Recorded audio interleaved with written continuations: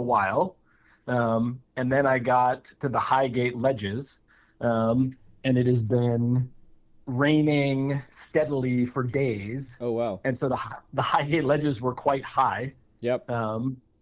And so I um, I lined my way. I pulled up to the ledges, and then I lined my way up the ledges, and then I tried pulling past the ledges, and then my bow got caught in the current Oh, and took me back down the ledges.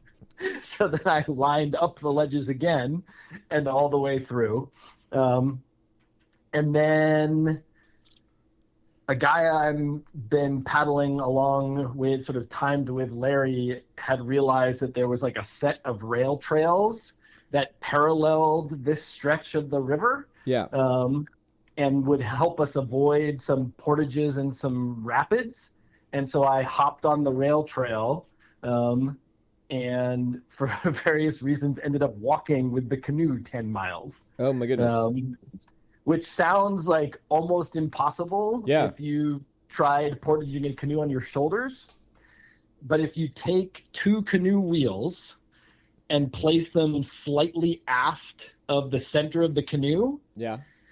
and then you take all your stuff and put it just aft of that, you've created this kind of like slightly weighted fulcrum. Yeah. Okay. And so with very little effort, you can lift up the fore end of the canoe and then start walking with it. And Yeah. since the rail trails are rail trails, they're Kind of perfect for that. they're kind of perfect for that. I tried a couple different ways of carrying it. For a while, I was pulling it behind me, which is fine, although it does kind of strain your arms and make it tired. If you push the boat instead, it kind of, like the end pointing to you kind of rests naturally around your chest. And the logical way to hold the end of the canoe so that you can turn one way or the other is to kind of press your hands on either end right about where your chest is. And so then you basically look like you're on a pilgrimage to the canoe portaging gods. Oh, wait, but I want to make sure I understand. The canoe is oriented upside down, or as though No, it's right side up. It's right side up. Wait, so I think I'll need you to explain this to me again. So I got the image of the canoes. The canoe wheels are slightly behind center of gravity, and your gear is all behind that, which is sort of fulcruming up the canoe such that you're really it's kind of providing a counterweight, so you don't even have to carry a lot of that weight because you're sort of balancing. But where is your body then relative to the bow of the canoe? Well, there's a couple of ways you can do it, but you basically go on the long unweighted end. Yep. And push at that so that the weighted end is going forward down the trail, and the unweighted end is leaning up towards you. Oh, weighted end first. So weighted end first. It's like you're pushing a gigantic wheelbarrow. Yes. That's amazing. And then as long as the trail is relatively flat and relatively free of debris and potholes and stuff, this actually doesn't sound that bad once you've got the rig sort of all rigged. Yep. Yeah. You just stroll along the trail. Well, I am recording this, so let's back up a little bit.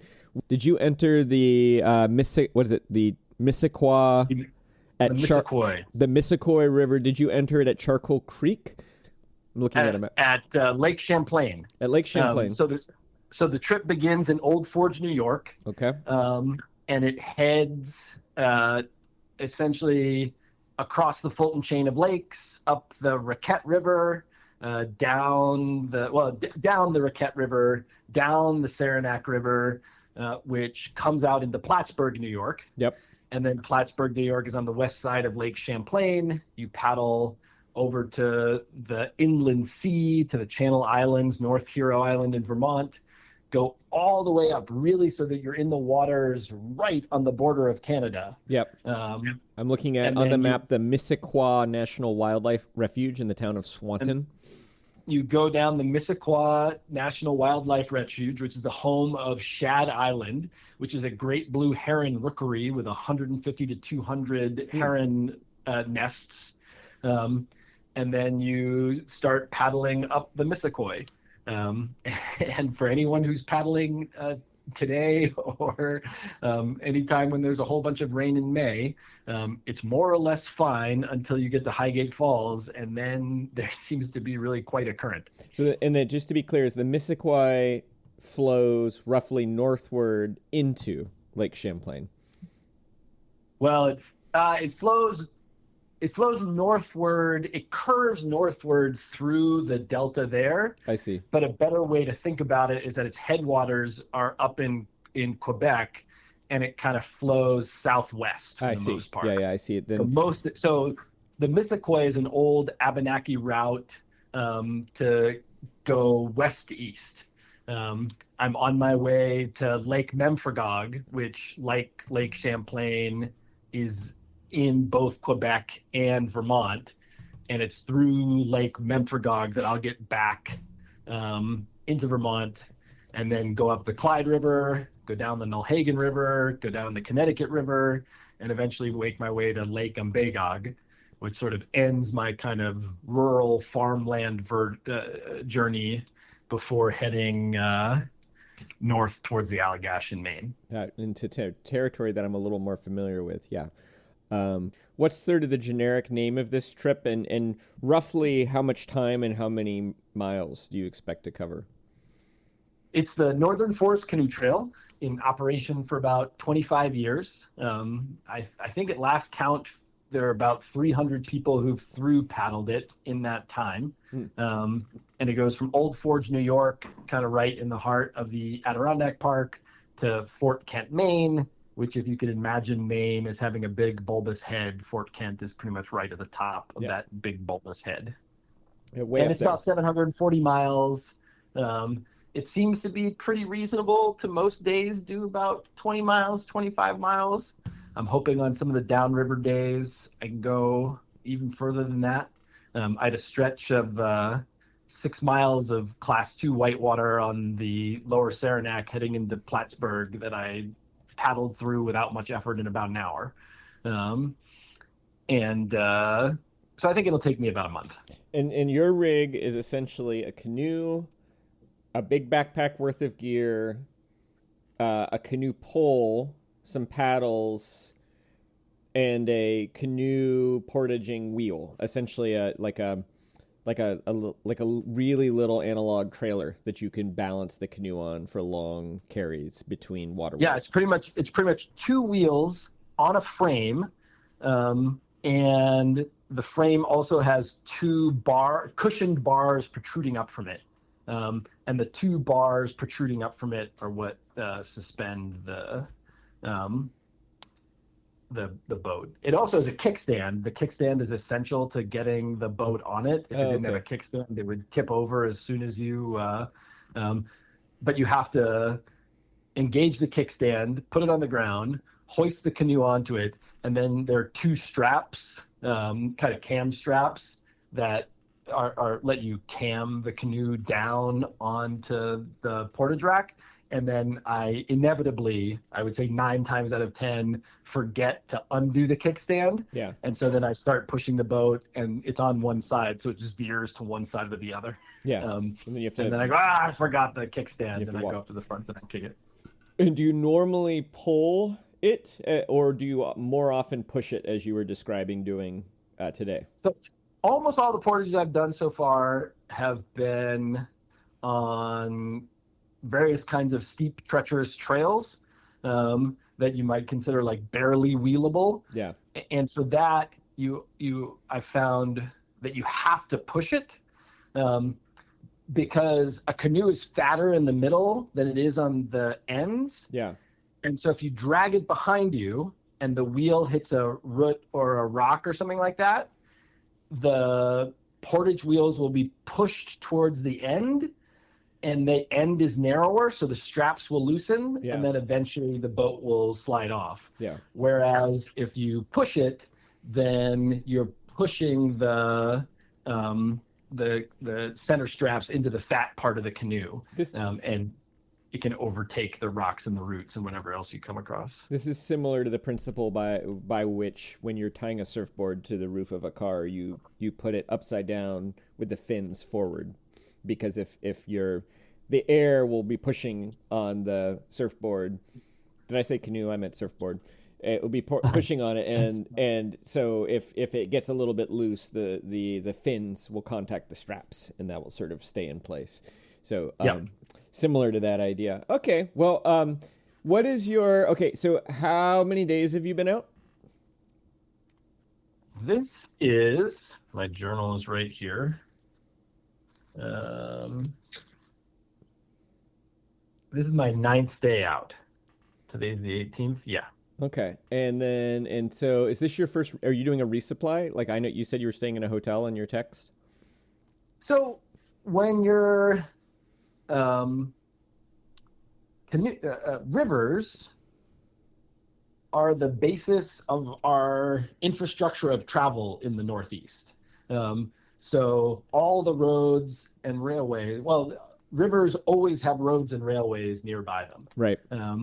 Until actually you get to northern Maine, where there are still roads there. There's logging roads and there's nothing nearby. Yep.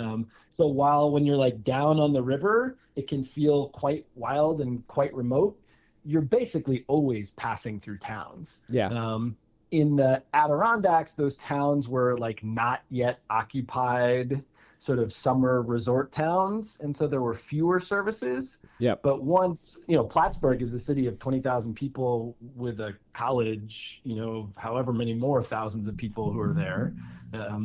But throughout Vermont, pretty much multiple times a day, you're passing through a little hamlet with a hardware store. Right. And so you can kind of, it's not like a backpacking trip where you need like to buy a week's worth of food at a time. You can kind of tank up day to day. It's more like a biking trip, where you're sort of passing through town. And in fact, if you're smart, you don't carry that much stuff with you because you have to carry it. It's sort of easier to constantly resupply than it is to carry all that stuff around. On this trip, until you get the last week or 10 days or so are in the North Maine woods, and sort of once you pass Jackman, Maine, then you do have to bring a week and a half of supplies with you. Are you in Enosburg?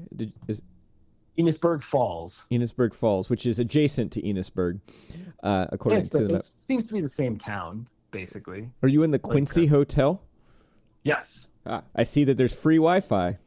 And there is. It's a nice looking hotel. Yeah. Cool. Describe the room you're in right now, and where is your boat? You walk into the hotel on this big covered porch, and my room is adjacent to the porch. So my boat is directly outside my room. And in fact, I think I have the only room in the hotel which has a door that goes out to the porch. So I've got, and it has like a little entry room. Yeah. And I've propped open the door so I can take all my wet tents and wet clothes and hang them all up on the door and everywhere else. It's been raining pretty consistently last week was beautiful. Last week was like 75, sunny, super nice. The last couple of days have been torrential downpour and thunderstorms. So all of my stuff is wet. And I find it's not that bad to be wet for a day or two because you can kind of be savvy and keep everything dry.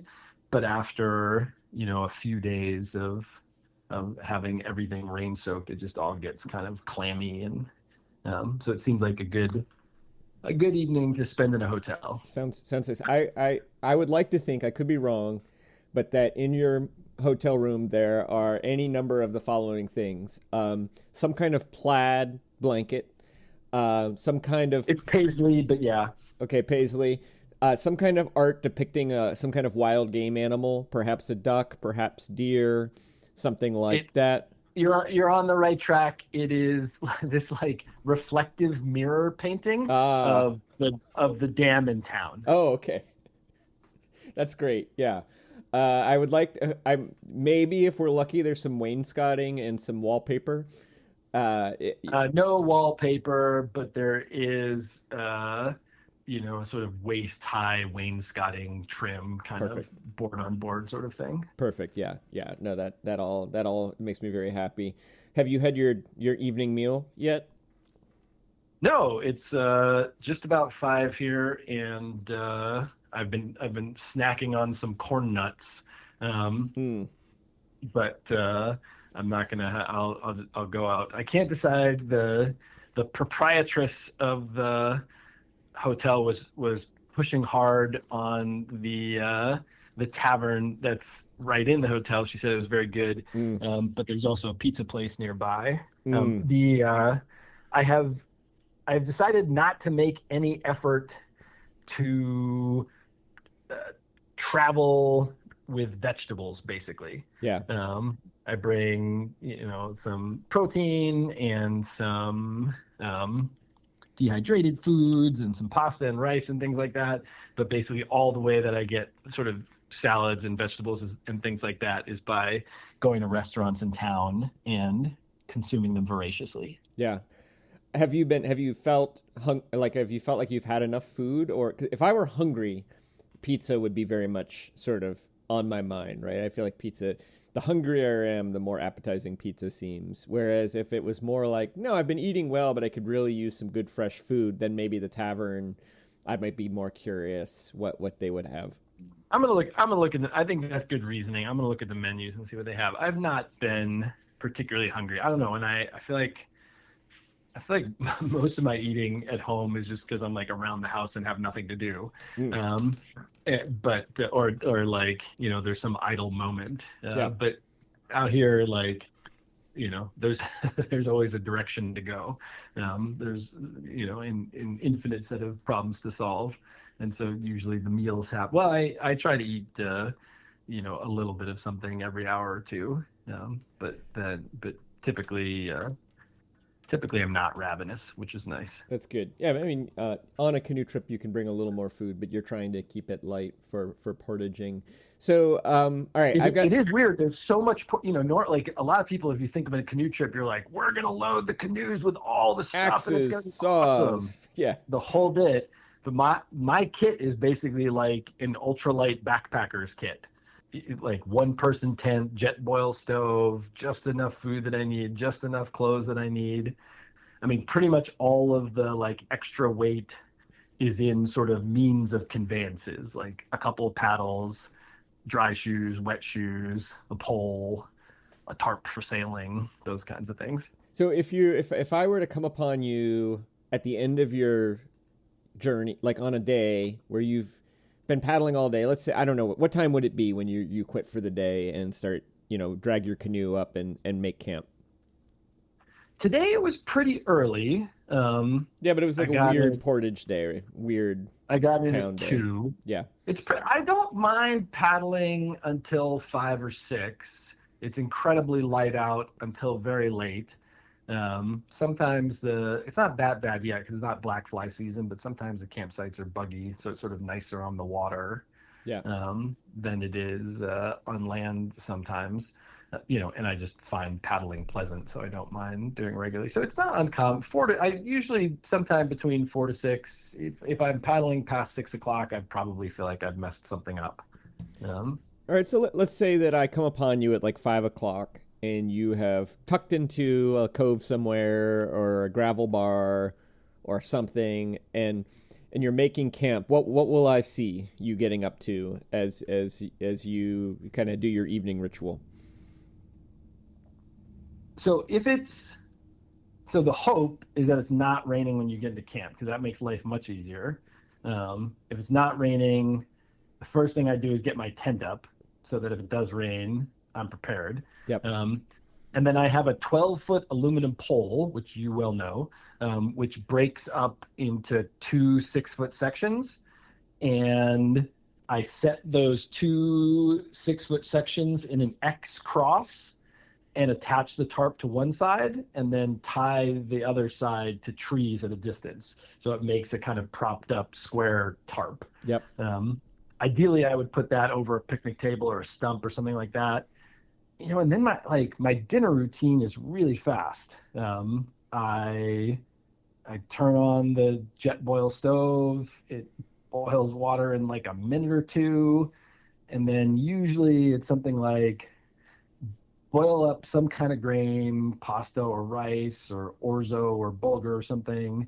Um, Match that with a protein, which might be a bag of salmon or tuna or some cheese or a dehydrated thing. Um, Mix those up and eat it. And then, if I'm on a nice island, it's a nice night. Maybe I walk around and explore a little bit or sit by the shore. But a lot of times I just tuck in pretty early. And there's a fair amount of like navigational work Mm. each evening. Yeah. That occupies a chunk of my time. I have a guidebook and then a series of maps. And I usually have to, the main thing I have to plan is that I will figure out which campsite I want to, or which like series of campsites. Some places you're like, oh, you have to get there. It is the only site that you can reasonably stay in between these two places. And so you just have to figure out how you're going to get there. Yeah. Other times, like, there's, 3 or 4 places, but if I choose the one that's too early, it'll make a hard day the next day. If I choose the one further along, it'll make it a rest day. And then you just sort of have to strategize. And then, as many travelers know, I mean, the thing that can suck up a huge amount of time in the day is our transitions. Mm. So when you transition from canoeing to portaging, from portaging back to canoeing, sort of going back and forth between these things, like you should have to look on the map to see, okay, I'm going to spend this many miles downstream. I'll probably go this fast. I'm going to spend this many miles on a lake. If the wind is against me, it'll be this. If it's with me, it'll be that. And then there's this many portages and transitions and things like that. The other transition is I use kind of a different rig for whitewater than for lake paddling or river paddling. Like if there's a chunk of whitewater in the day, I wear my wetsuit, I wear my waders, I wear my booties, I tie down. And usually I just toss all my stuff in the boat, but if I'm in whitewater, I clip everything to the thwarts and I take a piece of parachute cord and I run it back and forth on top of all of the gear, both to keep the gear in the boat and then if the boat swamps, that the gear will act as flotation. Right. So like setting that up, if you set all that up and then you portage and then you have to set all that up again, that's what kind of eats away at the day in unexpected ways. I was visiting you in Vermont not too long ago, maybe 3 weeks now, and 2 weeks, and you were going over your gear list, and you showed me a bunch of your gear, and there were two things that I thought that I was sort of finding it hard to speculate about. One of those things was part of the reason you were staying really, really light was even though the wheeled portages we were speculating would be relatively easy and you can carry a fair amount of gear. You also thought there were going to be some portages where you were just going to have to carry the boat, and your goal was to do that in one trip. So, like, basically boat on your shoulder, wearing your backpack, and then somehow, I think, tying the canoe wheels to all of that, like hanging from your backpack. Have you done that, and how did that go, if you have? I have done it, and the only place I tried it was on some like steep up and down hills alongside some rapids on some sort of wet, bad trail. And I did it for a little while, and then I got to a really steep uphill and was like, yeah, I can't do this anymore. I have in the past, in fact, on that very portage, I for a while carried my backpack with a boat on my head, but the wheels weigh about 20 pounds. Yeah. And that seems to be too much. But what I've also found is that I guess I haven't yet come across a long portage where you don't eventually get somewhere wheelable. Yeah. So now what I typically do is I put the boat on my head, I walk with it until I get a spot that's wheelable. Then I can usually grab all the other stuff in one go and then bring that to the boat, set up the wheels and walk. But I've met a couple of people who say that they end up taking 3 trips, which to one for their boat and 2 for their gear, which to me is crazy because it means a 1 mile portage actually becomes a 5-mile portage because you got to go out and back and out and back and Yeah. out. Yeah. And that's more than I want to walk. So when you do that, do you carry the wheels, or can you like use the wheels as a cart for your backpack? I haven't tried that. I mean, usually I wouldn't do that because if I'm carrying the wheels, it's because like the ground is too terrible for the wheels to roll over. Right. Okay. So it doesn't really. But Yeah. they basically also, I don't think I could use them to support anything other than the boat. Although I have been imagining a lot like, it's really great to have one pair of wheels. Maybe I should bring a second pair of wheels and put one on either side of the boat. And then maybe I should bring a small electric motor and attach it to the wheels and like sit in my seat and drive it down the portage roads and things like that. But that's, I mean, I basically am sort of alone all day, like a raving lunatic, Yeah. thinking about things like this. And yeah. What's funny is that sort of like you're like, and that's why civilization invented the personal automobile. Yeah. And created all these roads. Yeah. Okay. So my other question is, we were going back and forth over, your gear and trying to figure out, well, do you really need this? Is there any piece of gear that you now think if you had to do it over again, you would leave behind? And is there any piece of gear that you really wish you had made the decision to bring? I regularly mail very bizarre things back to my family. I brought a long sleeve polypropylene synthetic shirt, which I had owned too long and wore for one hot day, and it got unbearably stinky. So when I was in town, I bought another one and sent the stinky one home. Yeah. One of the most fun things I do is the trip is notated on a set of 13 maps. And every time I finish a map, I make a bunch of notes on it and send it home. And that is very satisfying. Yeah. I had a paddle that was in really terrible shape. And this was fun. I knew I was going to go buy a canoe outfitter with some great paddle options. And I was there and I found a new like brand spanking new fancy paddle that I wanted. I bought it. And then I was like, do you guys have any paddle boxes? And they're like, no, we just unloaded our shipment. We just took them all to dump. And I was like, I don't know what I'm going to do with this thing. Maybe I'll have to give it away or throw it away. I was like, I'll just take it to the post office. And I walk into the post office and chat with the postmaster. And he's like, oh, we'll just put a sticker on it. Yeah. And $19 later, that paddle was headed with like a priority or ground sticker on the flat end of the paddle. On the blade of the paddle, just Wonderful. Get mailed back home. That's great. I feel like I've received things like that in the mail, but nothing's coming to mind right now. But you're right. You don't always need a box. What is I'm going to ask you, you can be thinking about these, greatest social interaction and greatest wildlife interaction in whatever order you prefer to answer those questions. Well, I've been paddling with Larry, and Larry is a retired guy from Cape Cod. And he started Is Larry in the hotel tonight too, or is he? I just actually, while we were talking, I just saw Larry pull up, in part because I've stayed in the Quincy Hotel before and I recommended it to him. Yeah. Okay. But Larry was the one who sort of came up with the rail trail idea. He was like, I'm walking on this rail trail to Richford, which is like 30 miles. I don't think he got his boat in the water today. Yeah. I think he's just been walking all day, which is hilarious if you're on a canoeing trip. Yep. It's just sort of fun to have someone to go back and forth with. Although, I mean, the interactions that I enjoy, you just have all these. There was a guy named Steve at St. Regis Canoe Outfitters who was revarnishing a 6-person war canoe. Wow. And took maybe 15 minutes to go through all of the whitewater. That might be necessary if our current conflict with Canada escalates any further. Yeah, you gotta be able to launch, the war canoes up Lake Memphregog to, take Mansonville, right? Whatever else is up there.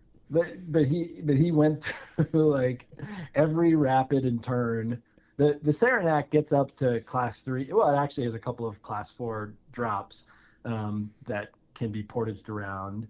But I just it's sort of right on the level where I'm sure it would be fine in a skirted kayak, but in an open canoe, it's just easy to swamp, and there's not really a lot of other people around there and things like that. But he talked me through it, and I was confident that I'd be able to, through a combination of lining, which is holding on the ropes that are on the ends of canoes and sort of lowering your boat through the rapids while you walk along the shore for the hardest things, and then paddling. But the other two folks who are paddling the trail at the same time with me, I think, portaged around the main rapids on the Saranac, which is like 7 more miles of walking or something. Oh yeah. But I was able to Good job. navigate my way down. It was a lot of fun. Yeah. So talking with Steve at St. Regis Canoe Outfitter was great. There was a guy who had a van that had like found a parking spot like right on the shore of the river and was fishing, but he was like, the van had a sliding door, so he was fishing directly out of his van. Wonderful. And he was like super excited to see a canoer, and I was super excited to see a dude fishing in the rain from his van. It's great. And those are the kinds of like tiny interactions. I have the two best wildlife interactions are, there was a river otter that swam around and played with me for a little while. Oh, cool. Going back and forth, and that was awesome. But going down the lower Saranac,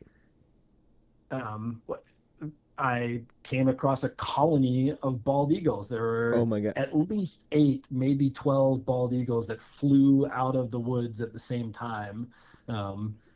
Males with big white heads, juveniles.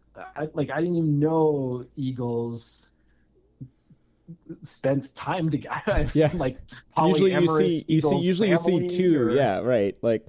Yeah. And of course, when I was growing up as a kid, if you went up to way, way northern Maine and you saw one bald eagle on a week-long trip, that would have been considered like a great success. Yeah. I didn't see population. a bald eagle in the wild until the first summer I went to Maine. Like they were Yeah. not in Virginia when I was a child, due to DDT. And now there's just piles of them in New York, right outside of Plattsburgh. Amazing. Which is Amazing. awesome. Amazing. So apart from reading maps at night, are you doing any pleasure reading or writing? Are you doing any Upper Middlebrow-esque literary activity? I have been behind on my Upper Middlebrow, so I finished Dracula, and then I had this mishap where I left my tent poles in a lean-to, and so in Plattsburgh I had to rent a truck and drive it 40 miles back to this lean-to and pick up the poles and drive it back. And so I was able to listen to the Dracula episode there. And then I also listened a little bit to the LibriVox version of Study in Scarlet, but I just finished Study in Scarlet, and now I've just started Frankenstein. So I'm sort of covering my OG cinematic universe Bases. Upper Middlebrow stories. Yeah. Okay, so you have Frankenstein, which is so perfect because we're releasing Frankenstein tomorrow, part 1. So when you make your next stop, if you have any internet, you'll be able to listen to Frankenstein part 1, and yeah, and then of course the 3-body problem is next, but you've already read that. Good. I'm well prepared. I can just focus on listening for that one. But maybe I think I have 3-body problem on my. Yeah, maybe I borrowed that. I think I have some of them on my Kindle, so I can freshen up a little bit. It just occurs to, I'm sure there are novels that are. I mean, the great book of what you're doing, I think, is Thoreau's Northwoods, but that's sort of travel writing and nonfiction narrative. And I don't know, the closest thing I could think of would maybe be The Last of the Mohicans or something like that. But it makes me really, I always enjoy reading a novel when I'm on a trip like what you're on, that kind of summons and enhances the landscape, that sort of resonates with my experiences. Can you think of anything like that? Are there any great books? The great canoe novel. Well, there's a children's story called Paddle to the Sea, which is about an Indian boy in on Lake Michigan who carves a little wooden boat with an outrigger and puts it in the water, and the boat floats to the Atlantic Ocean over several years, I think, because like sometimes the snows have to push it over this or that. I forget exactly where it ends up, but it's actually, somebody was just mentioning it to me as we were as I was canoeing along. It's kind of a classic children's story. Yeah, I don't know that one. Of course, there's Path of the Paddle and The Survival of the Bark Canoe, but those are both nonfiction. And yeah, I can't really think of a great. I mean, I imagine James Fenimore Cooper did write about this kind of travel, like canoe The travel. great American canoeing novel Yeah. is yet to be written. Maybe the great canoeing novel is yet to be written. Maybe your notes, your diary can form some basic working notes for the America's Great Canoeing Novel. Well, I have been working on the Great American Canoe Sailing short story, and I have written it out for you in a letter form, and I'm going to send it to you. Oh, very exciting. And so maybe we can have one more chat along the way, where you can. It's actually a nonfiction account, but it's been my project for the week to put this together for you. So if we have one more digression on my trip, maybe that can be the subject of the next one. Let's try to do that. Let's try to do it. This worked pretty. You just texted me today, and we made it happen. So that could probably maybe we'll get Chris Bagg next time. Chris Bagg is doing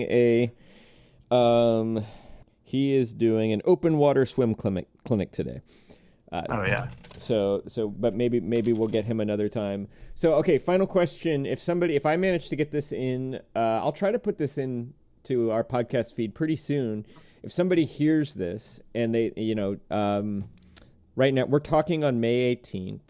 Let's say they have the weekend of May 24th and 25th open. That's Memorial Day weekend, and they live somewhere, like Vermont or Maine or New Hampshire, and they want a chance of running into Upper Middlebrow Northwoods correspondent Justin Reich out on the water. Where should they paddle around in hopes of bumping into you?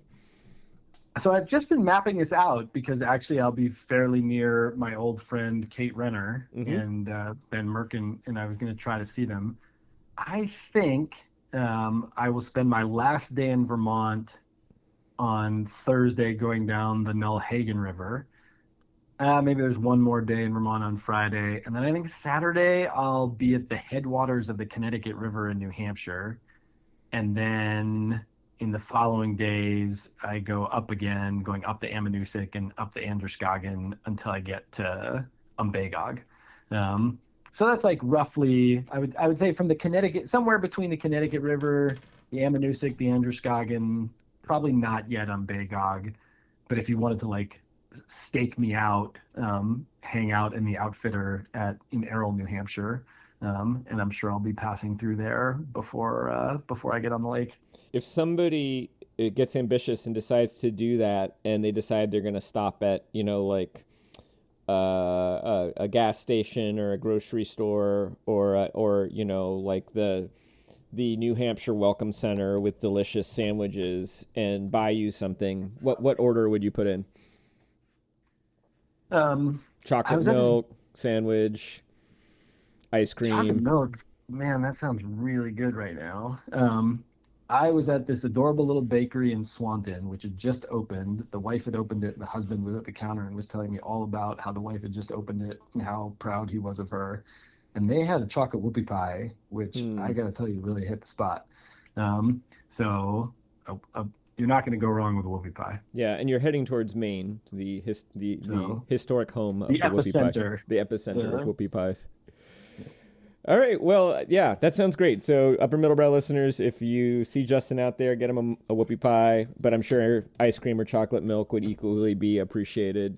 Justin, good luck to you. It's great to hear your voice, and nice to talk to you safe too, travels, and I hope you have an enjoyable pizza or tavern dinner tonight and I hope the rain clears up a little bit, but not too much because, we want the water is somewhat beneficial, right?